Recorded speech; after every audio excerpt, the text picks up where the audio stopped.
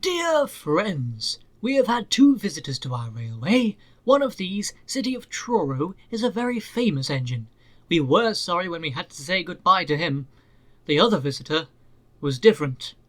I do not believe, writes the Fat Controller, that all diesels are troublesome, but this one upset our engines and made Duck very unhappy.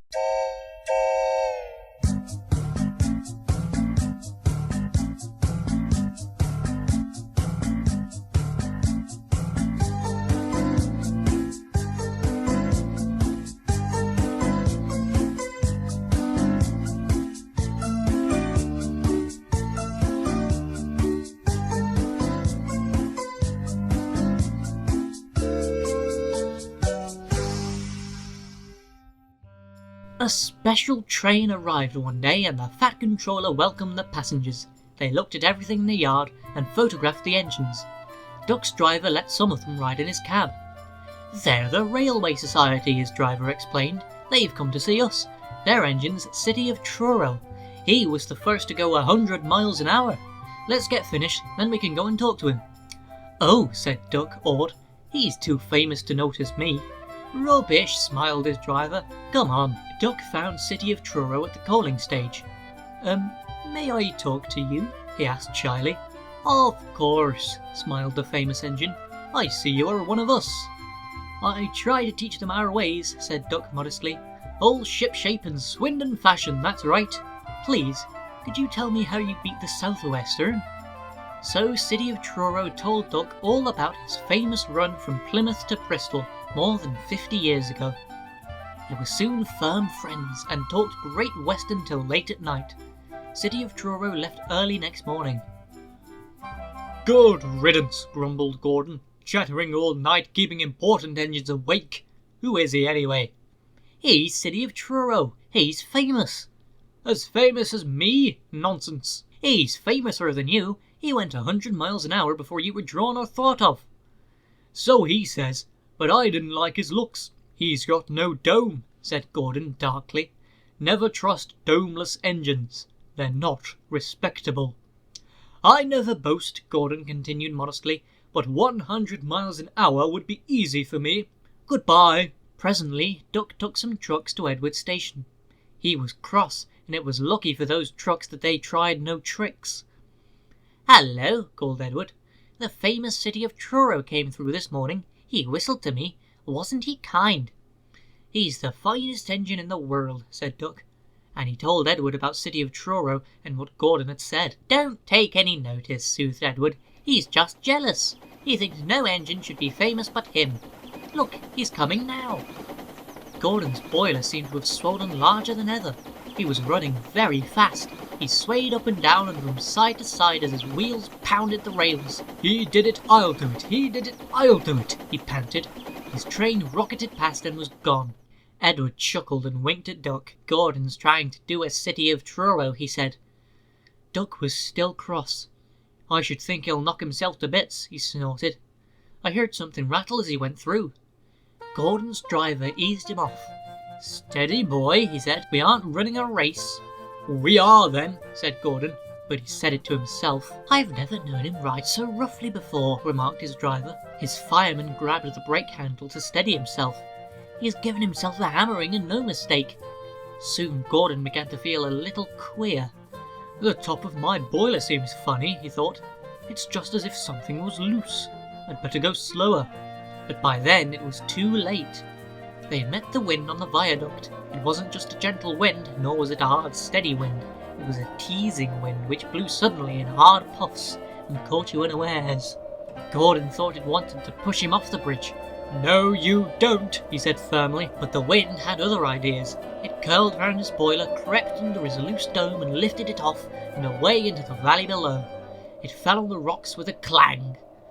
Gordon was most uncomfortable. He felt gold where his dome wasn't, and besides, people laughed at him as he passed. At the big station he tried to whoosh them away, but they crowded round no matter what he did. On the way back he wanted his driver to stop and find his dome, and was very cross when he wouldn't. He hoped the shed would be empty, but all the engines were there waiting. "Never trust Domeless Engines," said a voice. "They aren't respectable."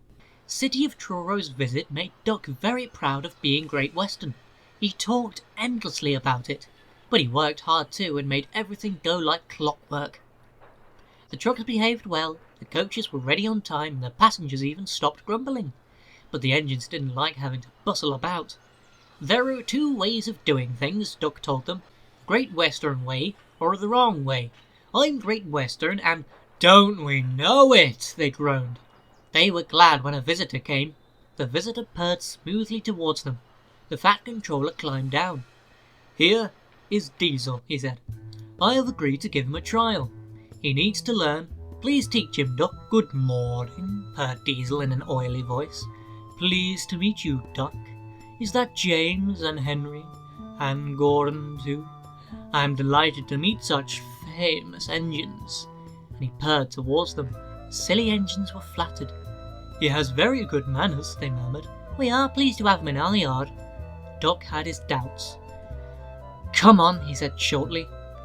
Ah, yes, said Diesel. The yard, of course. Excuse me, engines. And he purred after Duck, talking hard. Your worthy fat Sir Topham Hatt to you, ordered Duck. Diesel looked hurt. Your worthy Sir Topham Hatt thinks I need to learn. He is mistaken. We Diesels don't need to learn. We know everything. We come to a yard and improve it. We are revolutionary. Oh, said Duck. If you're revo thingagummy, perhaps you would collect my trucks while I fetch Gordon's coaches. Diesel, delighted to show off, purred away. With much banging and clashing, he collected a row of trucks. Duck left Gordon's coaches in the station and came back. Diesel was now trying to take some trucks from a siding nearby. They were old and empty. Clearly they had not been touched for a long time. Their brakes would not come off properly. Diesel found them hard to move. Pull, push, backwards, forwards. The trucks groaned. We can't, we won't. Duck watched the operation with interest. Diesel lost patience. He roared and gave a great heave. The trucks jerked forward. They screamed. We can't, we won't. Some of their brakes broke, and the gear hanging down bumped on the rails and sleepers. We can't, we won't. Ah! Their trailing brakes caught in the points and locked themselves solid. Roared Diesel. A rusty coupling broke, and he shot forward suddenly by himself. Oh, chuckled Duck. Diesel recovered and tried to push the trucks back, but they wouldn't move, and he had to give up. Duck ran quietly round to where the other trucks all stood in line. Thank you for arranging these, Diesel, he said. I must go now. Don't you want this lot? No, thank you. Diesel gulped. And I've taken all this trouble, he almost shrieked. Why didn't you tell me? You never asked me. Besides, said Duck innocently, you were having such fun being revo whatever it was you said. Goodbye. Diesel had to help the workmen clear the mess. He hated it. All the trucks and coaches were laughing. Presently he heard them sing. Their song grew louder and louder, and soon it echoed through the yard. Trucks are waiting in the yard, tackling them with easel. Shows the world what I can do, gaily boasts the Diesel. In and out he creeps about like a big black weasel. When he pulls the wrong trucks out, pop goes the Diesel. Grrr, he growled, and scuttling away, sulked in the shed. When Duck returned and heard the trucks singing, he was horrified. Shut up, he ordered, and bucked them hard. I'm sorry our trucks were rude to you, Diesel, he said. Diesel was still furious. It's all your fault. You made them laugh at me, he complained. Nonsense, said Henry. Duck would never do that. We engines have our differences, but we never talk about them to trucks. That would be disgraceful, said Gordon. Disgusting, put in James. Despicable, finished Henry. Diesel hated Duck. He wanted him to be sent away, so he made a plan. Next day he spoke to the trucks. I see you like jokes, he said in his oily voice. You made a good joke about me yesterday. I laughed and laughed. Duck told me one about Gordon. I'll whisper it. Don't tell Gordon I told you. And he sniggered away. Ha ha ha! Guffawed the trucks. Gordon will be cross with Duck when he knows. Let's tell him and pay Duck out for bumping us.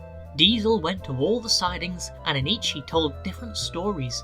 He said Duck had told them to him. This was untrue, but the trucks didn't know. They laughed rudely at the engines as they went by, and soon Gordon, Henry and James found out why. Disgraceful, said Gordon. Disgusting, said James. Despicable, said Henry. We cannot allow it. They consulted together. Yes, they said. He did it to us. We'll do it to him and see how he likes it. Duck was tired out. The trucks had been cheeky and troublesome. He had had hard work to make them behave. He wanted a rest in the shed. Whoosh! Keep out! The 3 engines barred his way, and Diesel lurked behind. Stop fooling, said Duck. I'm tired. So are we, hissed the engines. We are tired of you. We like Diesel. We don't like you. You tell tales about us to trucks. I don't. You do. I don't. You do. The Fat Controller came to stop the noise. Duck called me a galloping sausage, spluttered Gordon. Rusty red scrap iron, hissed James. I'm old square wheels, fumed Henry. Well, Duck. Duck considered. I only wish, sir, he said gravely, that I'd thought of those names myself. If the dome fits. Fat Controller coughed. He made trucks laugh at us, accused the engines. Fat Controller recovered. Did you, Duck? Certainly not, sir. No steam engine would be as mean as that. Now, Diesel, you heard what Duck said. I can't understand it, sir. To think that Duck, of all engines. I'm dreadfully grieved, sir, but know nothing. I see. Diesel squirmed and hoped he didn't. I am sorry, Duck, the Fat Controller went on, but you must go to Edward Station for a while. I know he'll be glad to see you. Beg pardon, sir, do you mean now? Yes, please. As you wish, sir. Duck trundled sadly away, while Diesel smirked with triumph in the darkness. So Duck came to Edward Station. It's not fair, he complained. Diesel has made the Fat Controller and all the engines think I'm horrid. Edward smiled. I know you aren't, he said, and so does the Fat Controller. You wait and see. Duck felt happier with Edward. He helped him with his trucks and coaches, and sometimes helped foreign engines by pushing their trains up the hill. But Gordon, Henry and James never spoke to him at all. One day he pushed behind a goods train and helped it to the top. Goodbye, he called, and rolled gently over the crossing to the other line. Duck loved coasting down the hill, running easily with the wind whistling past. He hummed a little tune. That sounds like a guard's whistle, he thought, but we haven't a guard. His driver heard it too and looked back. Hurry, Duck, hurry, he called urgently. There's been a breakaway. Some trucks are chasing us.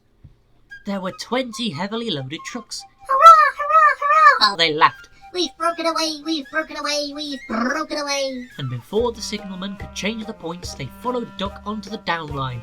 Chase him, bump him, throw him off the rails. They yelled and hurtled after Duck, bumping and swaying with ever-increasing speed. The guards saved Duck. Though the trucks had knocked him off his van, he got up and ran behind, blowing his whistle to attract the driver's attention. Now what? Asked the fireman. As fast as we can, said the driver grimly. Then they'll catch us gradually. They raced through Edward Station, whistling furiously, but the trucks caught them with a shuddering jar. The fireman climbed back, and the van brakes came on with a scream. Braking carefully, the driver was gaining control. Another clear mile and we'll do it, he said. They swept round a bend. Oh, glory, look at that! A passenger train was just pulling out on their line from the station ahead. The driver leapt to his reverser. Hard over, full steam, whistle. It's up to you now, Duck, he said. Duck put every ounce of weight and steam against the trucks. They felt his strength. On! They yelled, but Duck was holding them now. I must stop them. I must! The station came nearer and nearer. The last coach cleared the platform. "It's too late!" Duck groaned and shut his eyes. He felt a sudden swerve and slid, shuddering and groaning along the siding. A barber had set up shop in a wooden shed in the yard. He was shaving a customer. There was a sliding, groaning crash, and part of the wall caved in. The customer jumped nervously, but the barber held him down. "It's only an engine," he said calmly, and went on lathering. "Beg pardon, sir," gasped Duck. "Excuse my intrusion." "No, I won't," said the barber crossly. "You frightened my customers and spoiled my new paint. I'll teach you." And he lathered Duck's face all over. Poor Duck. They were pulling the trucks away when the Fat Controller arrived. The barber was telling the workmen what he thought.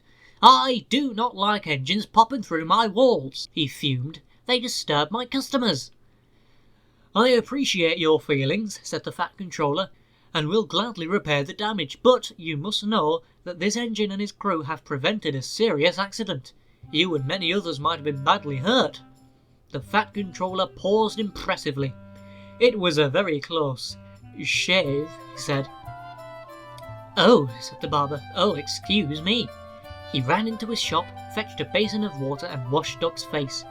"I'm sorry, Duck," he said. "I didn't know you were being a brave engine." "That's all right, sir," said Duck. "I didn't know that either." "You were very brave indeed," said the Fat Controller kindly. "I'm proud of you. I shall tell City of Truro about you next time he comes." "Oh, sir!" Duck felt happier than he had been for weeks. "And now," said the Fat Controller, "when you are mended, you are coming home." "Home, sir? Do you mean the yard?" "Of course." "But, sir, they don't like me. They like Diesel." "Not now," the Fat Controller smiled. "I never believed Diesel. After you went, he told lies about Henry, so I sent him packing. The engines are sorry and want you back." So when a few days later he came home shining with new paint, there was a really rousing welcome for Duck, the great Western engine.